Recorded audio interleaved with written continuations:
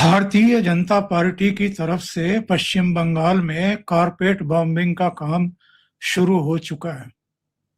और मैं ये किस लिए कह रहा हूँ, उम्मीद तो ये की जा रही थी कि 21 अप्रैल को जब केरल में चुनाव प्रचार बंद हो जाएगा और पश्चिम बंगाल में पहले चरण के मतदान के लिए प्रचार बंद हो जाएगा, उसके बाद भारतीय जनता पार्टी अपने फायर ब्रिगेड जो लीडरशिप है उसको मैदान में उतारेगी।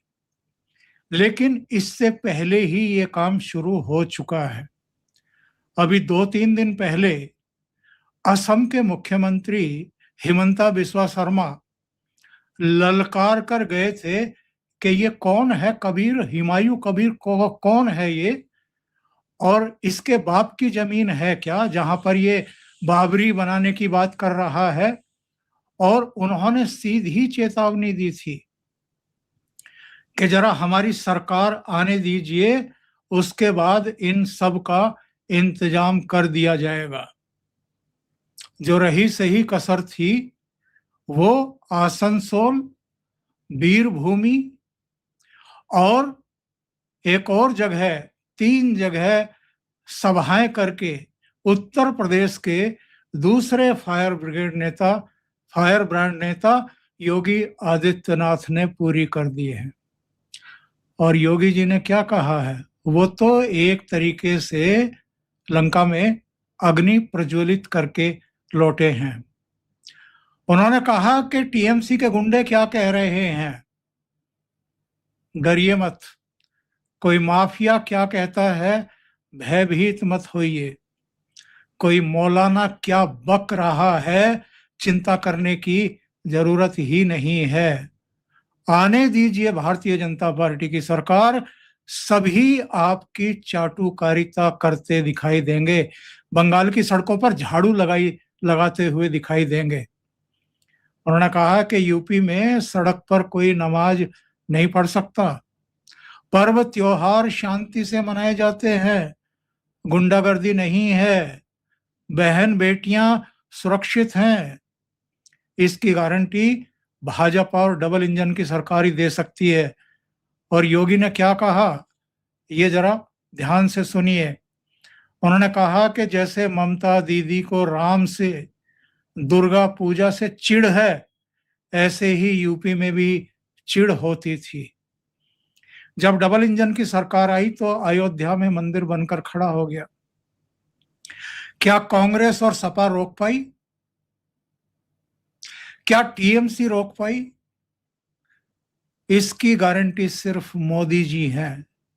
ये गारंटी सिर्फ भारतीय जनता पार्टी दे सकती है कि दंगा नहीं होगा, कर्फ्यू नहीं लगेगा, गौ माता को कटने नहीं देंगे, हिंदुओं को बंटने नहीं देंगे। और जिन 3 रैलियों की मैं जिक्र कर रहा था, वो तीसरी जगह थी बोलपुर। आसनसोल, वीरभूमि और बोलपुर, इन 3 जगहों पर योगी आदित्यनाथ ने जनसभा को संबोधित किया और सीधे सीधे चेतावनी देकर के आए हैं। देखिए उन्होंने क्या कहा है। उन्होंने कहा है कि दिल्ली से पीएम मोदी को जो पैसा जनता के लिए भेजते हैं, वो पैसा टीएमसी के गुंडे हजम कर जाते हैं। मैं कहने आया हूं, अराजकता, डर का माहौल, दंगे, माफिया राज जैसी स्थिति आज से 9 साल पहले उत्तर प्रदेश में भी हुआ करती थी। हर दूसरे तीसरे दिन दंगा हुआ करता था और कोई पर्व या त्योहार शांति से नहीं हो सकता था। बहन बेटियां असुरक्षित थी, गुंडागर्दी चरम पर थी, अपराध हावी था, माफिया हावी थे। जनता की सुविधा के लिए आने वाले पैसे में डकैती पड़ती थी।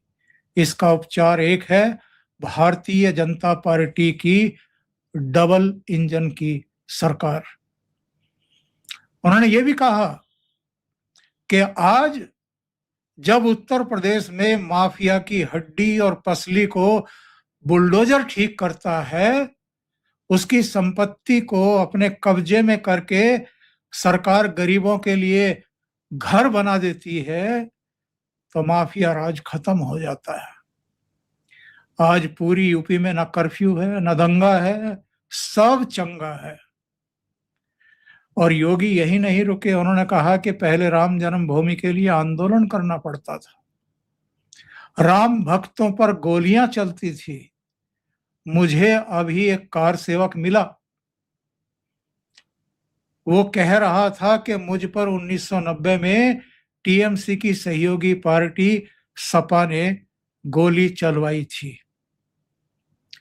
और वो ये भी कह करके आए आसनसोल, वीरभूमि और बोलपुर में कि बंगाल कभी देश की सांस्कृतिक राजधानी हुआ करता था।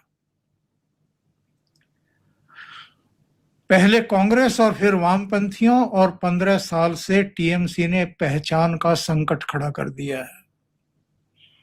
क्राइम कैपिटल बना दिया है पश्चिम बंगाल को। याद करिए, बंगाल आजादी के बाद विकास के पथ पर आगे बढ़ रहा था, किसान खुश था, नौजवानों के लिए रोजगार था। फिर कांग्रेस, कम्युनिस्ट और टीएमसी ने इसे अराजकता, भ्रष्टाचार, भय का केंद्र बना दिया। संसाधनों पर माफिया हावी हो गए, नौकरी गायब हो गई। उत्तर प्रदेश में आलू 15-16 रुपए है और बंगाल में 1 से 1.5 रुपया बिक रहा है। तो पहले हिमंता बिस्वा शर्मा और अब योगी आदित्यनाथ अपना काम कर आए हैं, लोगों को झिंझोड़ आए हैं और उन्होंने कहा है कि ना हिंदू बटेंगे और ना कटेंगे। यानी जो काम योगी आदित्यनाथ ने हरियाणा में किया, महाराष्ट्र में किया, झारखंड में होते होते रह गया, बाद में दिल्ली में किया, दिल्ली में उनकी सभाएं कम थी, बिहार भी गए थे वो, अब वही काम योगी आदित्यनाथ पश्चिम बंगाल में करके आए हैं। देखिए, उन्होंने 2 बातें कही हैं। पहली, ये जो मुल्ला हैं, ये जो माफिया है, इनसे भयभीत होने की जरूरत नहीं है। ये तो सड़कों पर झाड़ू लगाते हुए दिखाई देंगे और आपकी चाटुकारिता करते हुए दिखाई देंगे। मुल्ला और माफिया 2 शब्दों का इस्तेमाल किया है। माफिया कौन? जो टीएमसी के गुंडे हैं, जो गली मोहल्लों में लोगों को धमकाते हैं, वोट डालने से रोकते हैं, टोलेबाजी करते हैं, यानी वसूली करते हैं। किसी के यहाँ ब्याह है, काज है, कोई शुभ काज है, कोई दुकान का उद्घाटन है, कुछ भी है, उसमें से उनको सुविधा शुल्क चाहिए, नहीं तो वो गुंडागर्दी करेंगे। इसी तरीके से अगर कोई किसी तरह का निर्माण कार्य करा रहा है, उनको सुविधा शुल्क चाहिए। यहां तक के रेत, सीमेंट, ईंट, लोहा और तमाम दूसरी चीजों में भी उनको हिस्सेदारी चाहिए। और वोटिंग के समय लठ लेकर के बैठ जाना और ठेकेदारी लेना कि इस मोहल्ले से तो हम किसी को वोट डालने नहीं देंगे जो भारतीय जनता पार्टी का समर्थक है या दूसरे दलों का समर्थक है। यानी टीएमसी की एक तरफा चल रही थी। तो एक तो एसआईआर हो गया, दूसरे इस बार एडामेंट है चुनाव आयोग कि जो एक भय का वातावरण बनाया जाता था, दहशत का वातावरण बनाया जाता था, लोगों को घरों से नहीं निकलने दिया जाता था और सुबह 10-11 बजे तक तो पूरा खेल हो चुका होता था। यानी जो मरे जिंदे हैं उनके सबके वोट डल जाते थे और लोगों को पता ही नहीं चलता था कि उनके वोट पड़ गए हैं। तो इस बार सीआरपीएफ की तमाम दूसरी सीसीटीवी फुटेज, लाइव सीसीटीवी की कवरेज, लाइव प्रसारण उसका वेबसाइट पर ये सारी चीजें, दूसरी तमाम व्यवस्थाएं और तमाम हल्ले के बावजूद इस बात पर एडमेंट होना कि मतदाता सूची को तो पूरी तरीके से पारदर्शी बनाएंगे, जो योग्य नहीं है वो वोट नहीं डाल पाएगा, जो योग्य है वो छूट नहीं पाएगा। तो ये जो माफियागिरी थी ये खत्म। और ये मुल्ला जो धमकाते थे जाकर के कि वोट डाल दो, मतदान होने दो, सरकार आने दो, उसके बाद तो हम देख लेंगे। और 2021 में नंग नाच हुआ ही था। तो इसकी तरफ योगी आदित्यनाथ ने इंगित करते हुए साफ कहा है कि घबराने की जरूरत बिल्कुल नहीं है। ये तो सब झाड़ू लगाते हुए दिखाई देंगे जब भारतीय जनता पार्टी की सरकार बनेगी।